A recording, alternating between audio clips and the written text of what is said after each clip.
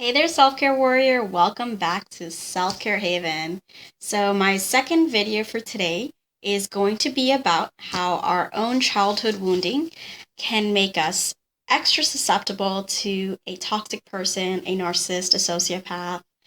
And I know that this topic has been talked about in other videos and articles, and I just want to not only reiterate that idea, but also explore it in depth a little bit more, using examples as to how that childhood wounding can really create that susceptibility to meeting, interacting with, and gravitating towards and becoming addicted to a toxic person, whether it's a friend, a family member, an intimate partner, or a coworker or a boss. So let's talk about this. So as children, if we grew up in a household where we were not seen, heard, we were not validated for our emotions, our personalities, the unique beings that we are, if we were constantly overshadowed by someone in the family, for example, an older sibling, a younger sibling, a parent who had addiction problems, we are very, very susceptible to trying to find that validation in adulthood.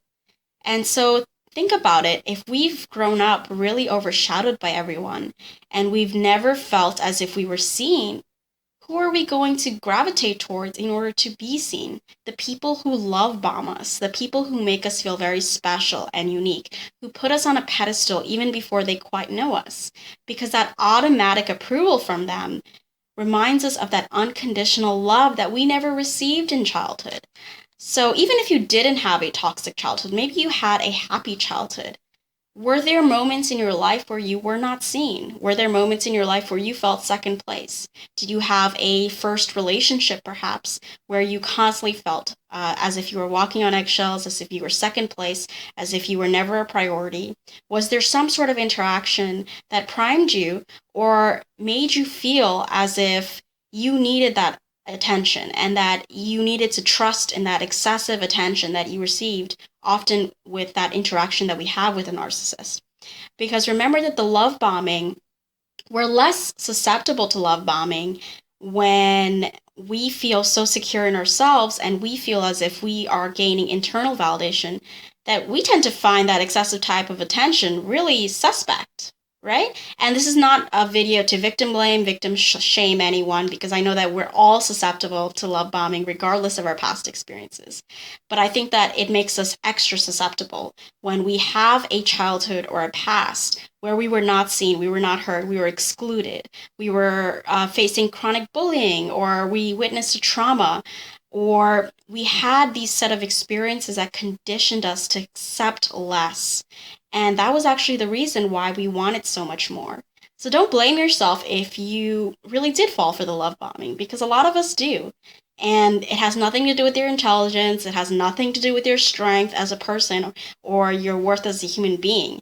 It just means that when you were met with that sense of excessive validation and approval and love, it was reminding you of what you probably didn't get in childhood or in the past. And even if you grew up with a loving family, there may have been other experiences that shaped you, that may have really made you conditioned to trying to gain that validation from the outside world and from these relationships with toxic partners, where ironically we would get anything but validation eventually. But of course, when we were met with that excessive adoration of us and putting us on a pedestal and idealization, we felt so loved, so cherished, and we were falling in love with this idea of not just the narcissist's false mask, but the idea that we could be loved in that way.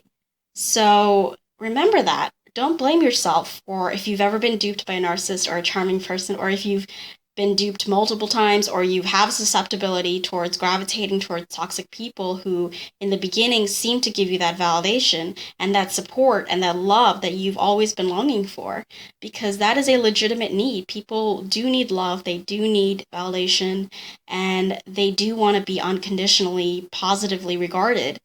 But of course, it's important to seek that internal validation first and focus on our inner approval of ourselves.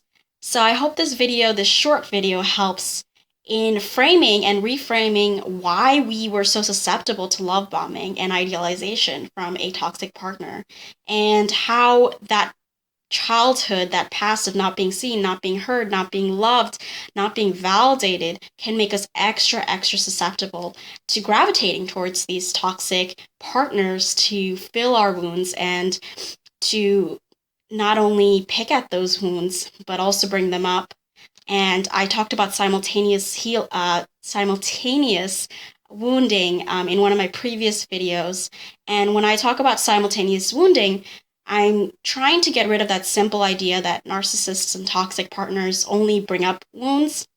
I'm saying that they also manufacture new wounds at the same time that they bring up old wounds. So they're bringing up past wounds, and then they're compounding those past wounds with new ones.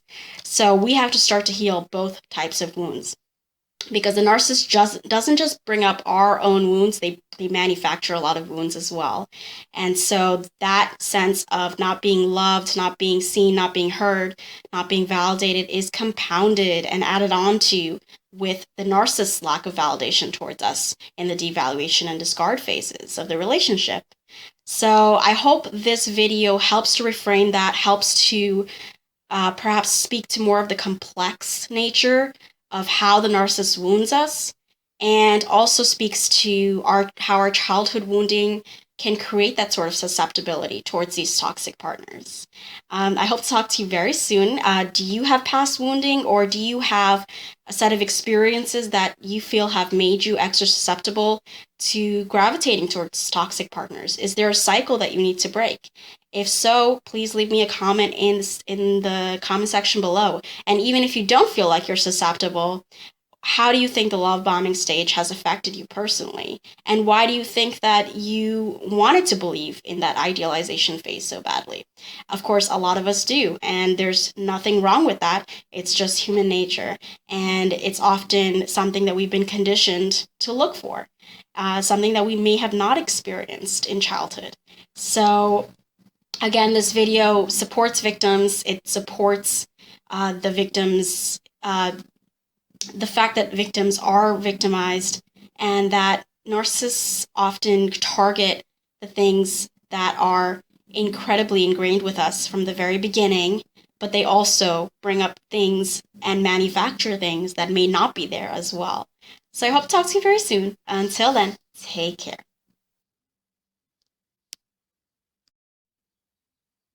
Get my new book on narcissism, Becoming the Narcissist's Nightmare: How to Devalue and Discard the Narcissist While Supplying Yourself. Available for pre-order on Amazon. Find the link in the description below. And also be sure to check out my first book, a Kindle bestseller in women's personal growth and spiritual healing, The Smart Girl's Guide to Self-Care.